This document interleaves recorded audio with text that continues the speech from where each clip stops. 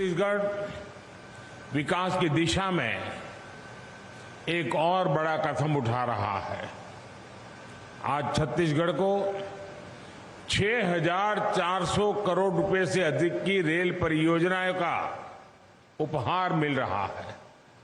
छत्तीसगढ़ का सामर्थ्य ऊर्जा उत्पादन में बढ़ाने के लिए, स्वास्थ्य के क्षेत्र में और सुधार के लिए आज अनेक नई योजनाओं का शुभारंभ हुआ है। आज यहां सिकल सेल काउंसलिंग कार्ड भी बांटे गए हैं। साथियों, आधुनिक विकास की तेज रफ्तार के साथ ही गरीब कल्याण के भी तेज रफ्तार का भारतीय मॉडल आज पूरी दुनिया देख रही है, उसकी सराहना कर रही है। आप सबने देखा है, कुछ दिन पहले G20 सम्मेलन के दौरान बड़े बड़े देशों के राष्ट्राध्यक्ष दिल्ली आए थे। ये सभी भारत के विकास और गरीब कल्याण के प्रयासों से प्रभावित होकर के गए हैं।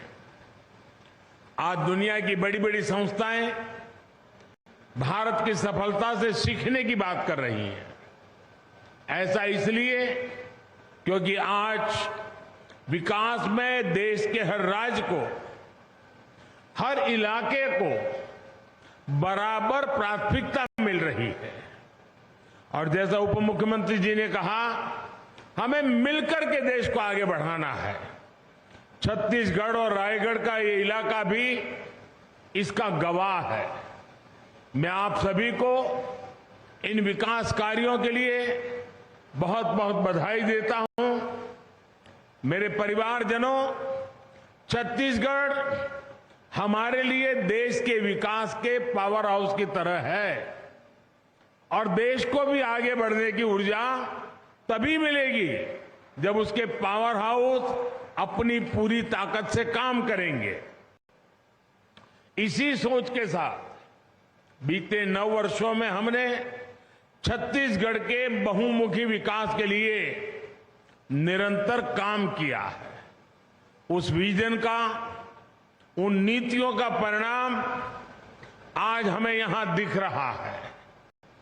आज छत्तीसगढ़ में केंद्र सरकार द्वारा हर क्षेत्र में बड़ी योजनाएं पूरी की जा रही हैं। नई नई परियोजनाओं की नींव रखी जा रही है। आपको याद होगा, अभी जुलाई के महीने में ही मैं विकास परियोजनाओं के लिए रायपुर आया था। तब मुझे विशाखापट्टनम से रायपुर इकोनॉमिक कॉरिडोर और रायपुर से धनबाद इकोनॉमिक कॉरिडोर जैसी परियोजनाओं के शिलान्यास का सौभाग्य मिला था। कई अहम नेशनल हाईवे का उपहार भी आपके राज्य को मिला था। और अब आज छत्तीसगढ़ के रेल नेटवर्क के विकास का एक नया अध्याय लिखा जा रहा है। इस रेल नेटवर्क से बिलासपुर मुंबई रेल लाइन के झारसुगुड़ा बिलासपुर सेक्शन की व्यस्तता कम होगी। इसी तरह जो अन्य रेल लाइनें शुरू हो रही हैं, रेल कॉरिडोर बन रहे हैं, वो छत्तीसगढ़ के औद्योगिक विकास को नई ऊंचाई देंगे। जमीन रूट्स पर काम पूरा होगा तो इससे छत्तीसगढ़ के लोगों को तो सुविधा होगी ही, साथ ही यहां रोजगार और आमदनी के नए नए अवसर भी पैदा होंगे।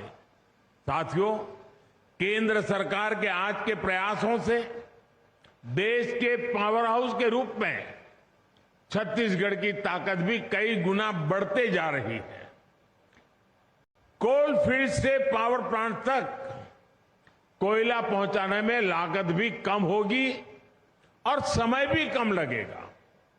कम कीमत पर ज्यादा से ज्यादा बिजली बनाने के लिए सरकार पिटहेड थर्मल पावर प्लांट भी बना रही है। तलाईपल्ली खदान को जोड़ने के लिए 65 किलोमीटर की मैरी गो राउंड प्रोजेक्ट का भी उद्घाटन हुआ है। आने वाले समय में देश में ऐसे प्रोजेक्ट की संख्या और बढ़ेगी और इसका लाभ छत्तीसगढ़ जैसे राज्यों को सबसे ज्यादा मिलेगा।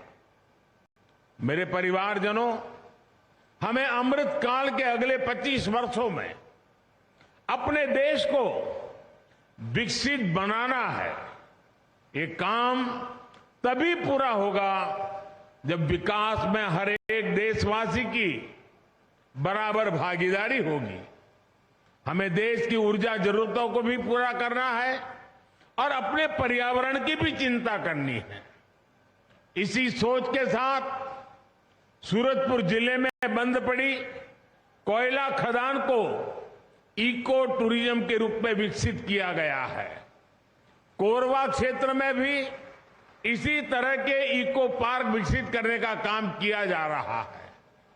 आज खदानों से निकले पानी से हजारों लोगों को सिंचाई और पेयजल की सुविधा उपलब्ध कराई जा रही है। इन सभी प्रयासों का सीधा लाभ इस क्षेत्र के जनजातीय समाज के लोगों को होगा।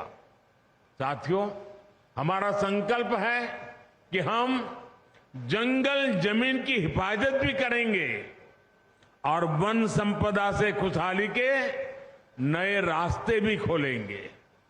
आज वन धन विकास योजना का लाभ देश के लाखों आदिवासी युवाओं को हो रहा है।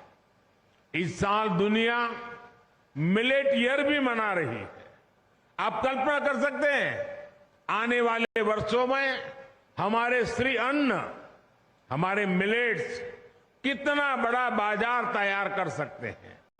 यानी आज एक और देश की जनजातीय परंपरा को नई पहचान मिल रही है, तो दूसरी ओर प्रगति के नए रास्ते भी खुल रहे हैं। मेरे परिवारजनों, आज यहां सिकल सेल एनीमिया के जो काउंसलिंग कार्ड बांटे गए हैं, वो भी विशेषकर जनजातीय समाज के लिए एक बहुत बड़ा सेवा का काम है। सिकल सेल एनीमिया से सबसे ज्यादा हमारे आदिवासी भाई बहन ही प्रभावित होते हैं। हम सब मिलकर सही जानकारी के साथ इस बीमारी को नियंत्रित कर सकते हैं। हमें सबका साथ सबका विकास के संकल्प से आगे बढ़ना है। मुझे विश्वास है छत्तीसगढ़ की विकास यात्रा में भारत सरकार ने जो कदम उठाए हैं, वो सारे कदम छत्तीसगढ़ को विकास की नई ऊंचाइयों को ले जाएंगे। इसी संकल्प के साथ आप सभी का मैं हृदय से बहुत बहुत धन्यवाद करता हूं। अगले कार्यक्रम में मैं कुछ बातें विस्तार से बताऊंगा। आज इस कार्यक्रम के लिए इतना ही। बहुत बहुत धन्यवाद। Narendra Modi there addressing poll-bound Chhattisgarh. Earlier he was in Madhya Pradesh. In both the states, the party has announced massive infrastructure push schemes specific to these two states being announced. Remember, BJP has already come out with its first list of candidates for these two states even before the poll dates were announced, making it clear that they have their plan in place, being the first one off the block with those names. We take a very quick break. We'll get you all the latest updates on the other side.